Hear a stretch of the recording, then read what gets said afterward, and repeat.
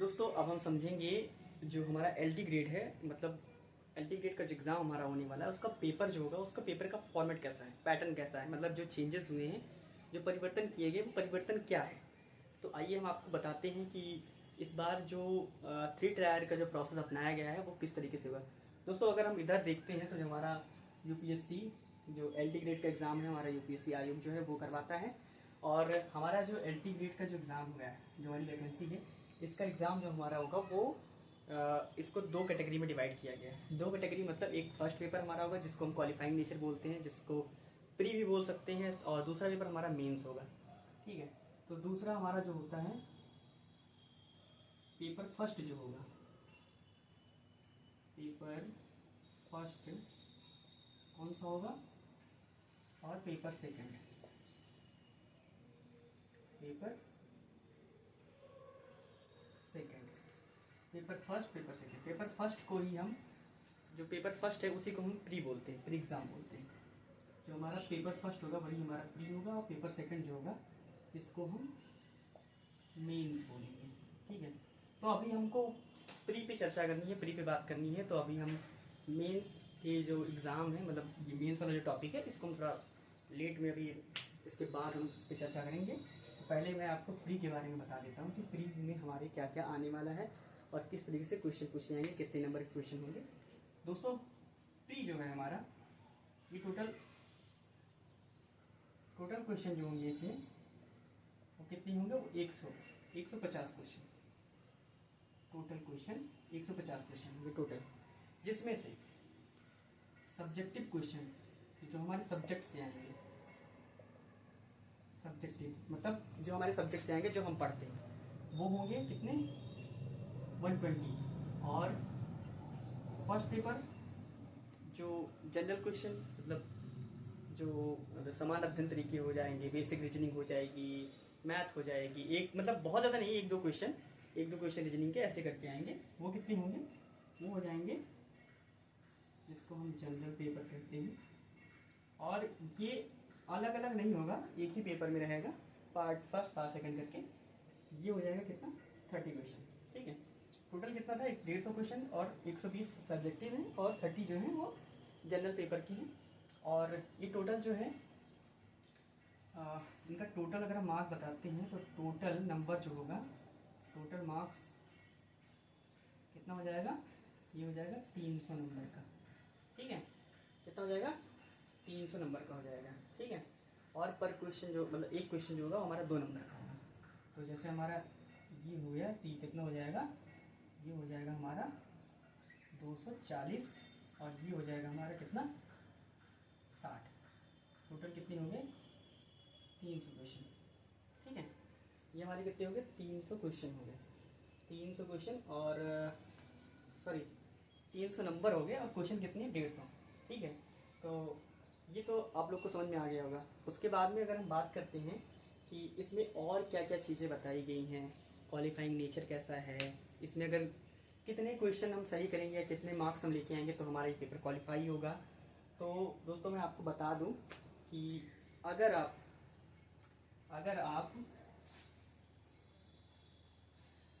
General हैं, general category से हैं, या ओबीसी से हैं, या फिर अदर स्टेट से हैं,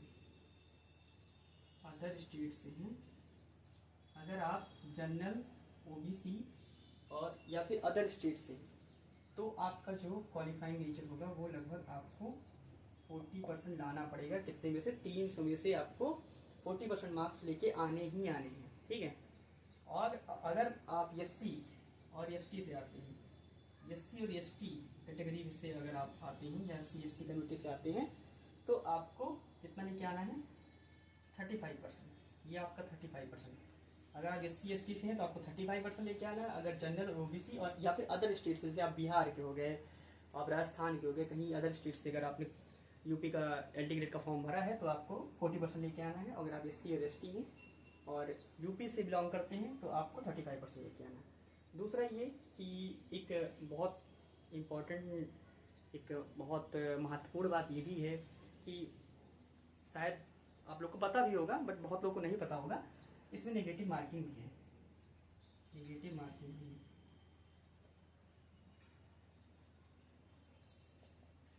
निगेटिव मार्किंग, ठीक है। निगेटिव मार्किंग है कितने नंबर की? अगर जैसे आपने DSSB का एग्ज़ाम दिया है, आप KBS का एग्ज़ाम, LBS का एग्ज़ाम देते हैं, ज़्यादातर पेपर में आपको 1/4 देखने को मिलती है। मतलब अगर आप एक क्वेश्चन गलत करेंगे तो आपका 0.25 मार्क्स जो होगा वो डिडक्ट कर लिया जाएगा, मतलब काट लिया जाता है, तो माइनस हो जाएगा। बट इसमें क्या है, यहाँ पे आपकी निगेटिव मार्किंग जो होगी वो 1/3 है, मतलब आपका 0.33 नंबर जो होगा ये कटेगा अगर आपने एक क्वेश्चन गलत किया है तो, ठीक है। इसके अलावा प्री में और ऐसा कुछ बताने वाला है नहीं। हाँ, एक चीज़ ये है कि अगर आप प्री का पेपर क्वालिफाई कर लेंगे तभी आपको मेंस में बुलाया जाएगा, तभी आपको मेंस देने का मौका मिलेगा। अन्यथा अगर आप प्री का पेपर क्वालिफाई नहीं कर पाते हैं तो आपको मेंस के लिए मतलब मौका नहीं मिल पाएगा। तो आप पूरा फोकस करिए कि आपका प्री पेपर जो है वो अच्छे से क्वालिफाई हो जाए, और आप जो ये जो आपके 30 क्वेश्चन है समान अध्ययन के, इन पे आप ज़्यादा फोकस करिएगा, क्योंकि यही आधार बनेंगे आपके पेपर को क्वालिफाई कराने का और ना कराने का। क्योंकि सब्जेक्टिव क्वेश्चन सबके अच्छे हैं, सब्जेक्टिव में बहुत सारे लोग बहुत ज़्यादा पढ़ रखे हैं, बहुत सारे लोगों का पेपर बहुत अच्छे लेवल पे होता है, बहुत मतलब काफ़ी दिनों से लोग पढ़ रहे हैं। बट ये 30 क्वेश्चन जो है यही आप डिसाइड करेंगे आपका पेपर क्वालिफाई होगा कि नहीं होगा। तो आप अगर मेरी राय सुनिएगा तो आप इन 30 क्वेश्चन पे ज़्यादा फोकस करिएगा। अब हम बात करते हैं मेंस की, कि मेंस में हमारे किस तरीके से क्वेश्चन आएंगे। तो प्री का तो हमने देख लिया कि हमारा क्वालिफाइंग नेचर है। प्री जब हम क्वालिफाई कर लेंगे उसके बाद हमें मेंस के लिए बुलाया जाएगा। मेंस का देखिए दोस्तों, इस बार पेपर जो है वो पेपर का फॉर्मेट जो है वो सच में एक तरीके से टफ है, मतलब बहुत ज़्यादा टफ नहीं है, बट हाँ मतलब लेंदी प्रोसेस कर दिया इन लोगों ने, समय उतना नहीं दिया है। और प्री के लिए जो आपका समय रहेगा वो मैं बता देता हूँ। प्री का जो एग्ज़ाम होगा उसके लिए जो टाइमिंग दी जाएगी वो आपका 150 क्वेश्चन जो होगा, 150 क्वेश्चन, इसके लिए आपको 2 घंटे मिलेंगे। 150 क्वेश्चन 2 घंटे में आपको करने हैं प्री के एग्ज़ाम में। अगर हम मेंस की बात करते हैं तो मेंस में आपको कैसे क्वेश्चन आएंगे? टोटल क्वेश्चन मेंस में, टोटल क्वेश्चन मेंस में कितने होंगे? सॉरी दोस्तों, एक बार थोड़ा मिस्टेक हो गया। टोटल क्वेश्चन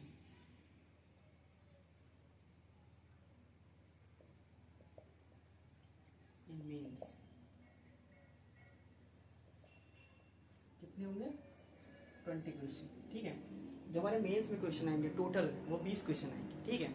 अब 20 क्वेश्चन कैसे, इसको 2 पार्ट में डिवाइड किया गया है, 2 पार्ट में डिवाइड किया गया है, पार्ट ए पार्ट बी। जो पार्ट ए है आपका और पार्ट बी, इसको आप खंड आ भी कह सकते हैं, खंड बा भी कह सकते हैं। पार्ट ए जो है ये होंगे आपकी शॉर्ट क्वेश्चन। कैसे क्वेश्चन होंगे? शॉर्ट क्वेश्चन होंगे। पार्ट बी में जो आपका आएगा वो लॉन्ग क्वेश्चन आएंगे, यहाँ पे लॉन्ग क्वेश्चन आएंगे, ठीक है। लॉन्ग क्वेश्चन आएंगे। शॉर्ट क्वेश्चन जो होंगे दोनों की संख्या 10-10 है, शॉर्ट भी 10 है और लॉन्ग भी 10 है, ठीक है। शॉर्ट क्वेश्चन जो होंगे वो टोटल क्वेश्चन टोटल 10, ठीक है। और प्रत्येक क्वेश्चन मतलब शॉर्ट का प्रत्येक क्वेश्चन जो होगा मतलब वो कितने नंबर का? 8 नंबर का होगा, ठीक है। 8 नंबर का होगा, तो आपका 80 नंबर का क्या हो जाएगा? शॉर्ट मतलब 80 नंबर का आपके शॉर्ट, ये जिसको हम बोलते हैं लघु उत्तरीय, ठीक है। यही लिख देता हूँ मैं, लघु उत्तरीय प्रश्न। लघु उत्तरीय प्रश्न आपके, ये आपके लघु उत्तरीय प्रश्न कितने हो जाएंगे? 10 हो जाएंगे, और प्रत्येक प्रश्न 8 नंबर का होगा, जिसमें टोटल 80 नंबर के होंगे। लॉन्ग क्वेश्चन जो है ये भी आपके 10 नंबर के हैं, टोटल 10 क्वेश्चन आएंगे। कितने? प्रत्येक क्वेश्चन 12 नंबर के होंगे, ये प्रत्येक क्वेश्चन आपके 12 नंबर के, ये 120 हो जाएगा, ठीक है। 80 ये 120, ये टोटल आपका कितना हो गया? 120 प्लस 80, ये कितना हो जाएगा आपका?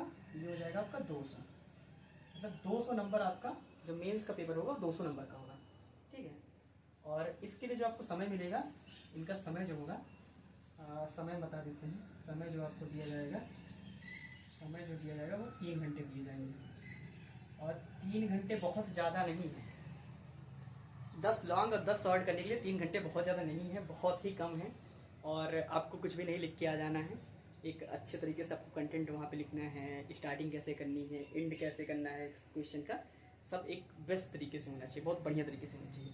दूसरा ये है कि शॉर्ट जो होगा, जो शॉर्ट पेपर, शॉर्ट क्वेश्चन जो होंगे, इनको आपको कितने शब्दों में लिखना है, या फिर लॉन्ग क्वेश्चन को आपको कितने शब्दों में लिखना है। तो जो शॉर्ट है ये आपको 125 शब्दों में, 125 शब्दों में, मतलब 2-4 इधर उधर हो सकते हैं, बट 125 शब्दों में आपको लिखना है। और लॉन्ग जो है आपका, ये लॉन्ग कितने में लिखना है, ये आपका हो जाएगा 250 शब्दों में, 250 शब्दों में, ठीक है। ये आपको हो जाएगा 250 शब्दों में, ठीक। तो मतलब टोटल 500 नंबर का आपका ये पेपर होगा। 300 नंबर का आपका फर्स्ट पेपर मतलब जनरल पेपर हो जाएगा, जिस क्वालिफाइंग वाला जो हो जाएगा, और 200 नंबर का आपका मेंस हो जाएगा। मैंने आपको यहाँ पे सारी चीज़ें बता दी हैं, कैसे कैसे क्या है, कितने नंबर के क्वेश्चन आएंगे, कैसे क्या करवाना है। अब यहाँ पे बारी आती है कि हमको आंसर कैसे लिखना है, वहाँ पे किस तरीके से आंसर लिखा जाएगा, या फिर हम मतलब क्वेश्चन किस तरीके से लिखे कि टीचर हमको, जो एग्जामिनर होगा वो अच्छा नंबर दे। तो इन सब चीज़ों के लिए देखिए 2-3 चीज़ें बहुत इंपॉर्टेंट हैं। आप स्टार्टिंग कैसे करते हैं, आप बीच में कंटेंट क्या डाल रहे हैं, और आप एंड कैसे कर रहे हैं, ठीक है। और दूसरा बहुत इंपॉर्टेंट चीज़ है, जैसे सीबीएसई बोर्ड जो है, वो उनका फॉर्मेट क्या है कि अक्सर आपने देखा होगा जो सीबीएसई बोर्ड से पढ़े हुए बच्चे हैं, वो क्या करते हैं कि जैसे मैं खुद सीबीएसई बोर्ड से पढ़ा हुआ हूँ, तो मेरा जो लिखने का तरीका है वो शुरू से यही रहा है, स्कूल से लेकर के यूनिवर्सिटी तक, जहाँ मेरे नंबर लगभग हमेशा अच्छे आते रहे हैं। वहाँ पे जो पैटर्न होता है सीबीएसई का, वो पॉइंट होता है, मतलब आपको पॉइंट में करके लिखना है। ये नहीं कि आप पूरा पूरा पैराग्राफ लिख दे रहे हैं। और इसमें मेंशन भी किया गया है कि जो आप आंसर लिखेंगे वो पॉइंट वाइज होना चाहिए। मतलब अगर कोई इंपॉर्टेंट चीज़ है तो आप उसको हाईलाइट करिए, आप हेडिंग डालिए, हेडिंग से आप स्टार्टिंग कीजिए। अगर आप उसमें कुछ ऐसा एक्स्ट्रा ऑर्डिनरी कुछ ऐसा शब्द डाल दिए हैं, या फिर कुछ आपकी शब्द, हाँ एक चीज़ और भी है, शब्द जो आप यहाँ पे रखेंगे वो बहुत अच्छे होने चाहिए। बहुत, अगर आप अच्छे अच्छे शब्दों का चुनाव करते हैं तो आपका जो आंसर होगा वो शायद उसका वेटेज जो होगा वो ज़्यादा हो जाएगा, ठीक है। तो पॉइंट में आंसर देने की कोशिश करिएगा, और बहुत ज़्यादा कहानी लिखने की कोशिश मत करिएगा। जितना पूछा गया आप उतना लिखिए। कंटेंट जो डालिए वो एकदम फ्रेश और एकदम सटीक डालिए, जो उसने पूछा है वही आपको डालना है, मतलब वही आपको, मतलब एक तरीके से आंसर में लिखना है। जैसे कि अगर क्वेश्चन आ जाता है कि भारत में औपनिवेशिक कला पर एक विस्तार पूर्वक टिप्पणी दीजिए, या विस्तार पूर्वक समझाइए, या संक्षिप्त में समझाइए। संक्षिप्त में आ गया तो मतलब छोटा, विस्तार पूर्वक आ गया तो मतलब लॉन्ग क्वेश्चन पूछा गया है। तो आपको पहली बात तो आपको औपनिवेशिक कला पता होनी चाहिए कि औपनिवेशिक कला, भारत में औपनिवेशिक कला किसे कहते हैं, या भारत में औपनिवेशिक कला कहाँ से आई है, ठीक है। या फिर भारत की किस, मतलब कितने समय से लेकर कितने समय के बीच में औपनिवेशिक कला ने अपने यहाँ पे एक साम्राज्य अपना स्थापित किया था, या फिर किन लोगों का उसमें महत्वपूर्ण योगदान था, किस तरीके से उसमें चित्रकारी होती थी, कैसे कैसे मीडियम यूज किया था, सारी चीज़ें आपको पता होनी चाहिए, ठीक है। तो अगर आप लोगों को पेपर के अबाउट कुछ ऐसे पता करना है, या फिर मेंस में कैसे लिखना है, तो जो तरीका कैसे, अगर उसमें कुछ ऐसे मतलब चीज़ें आपको चाहिए होगी, तो आप प्लीज़ इस वीडियो के कमेंट में आप हमको बता दीजिएगा, मेंशन कर दीजिएगा, कमेंट कर दीजिएगा, डीएम कर दीजिएगा, तो मैं उसके बारे में भी आपको बता दूंगा। उस पर भी एक वीडियो मैं आपके लिए बना दूंगा। और नेक्स्ट वीडियो अगर आप कहते हैं तो मैं LT ग्रेड के जो सिलेबस जो है, मतलब उसने पूछा क्या क्या, सिलेबस में क्या क्या आने वाला, तो उस पर भी एक वीडियो बना दूंगा मैं, अगर आप लोग चाहते हैं तो।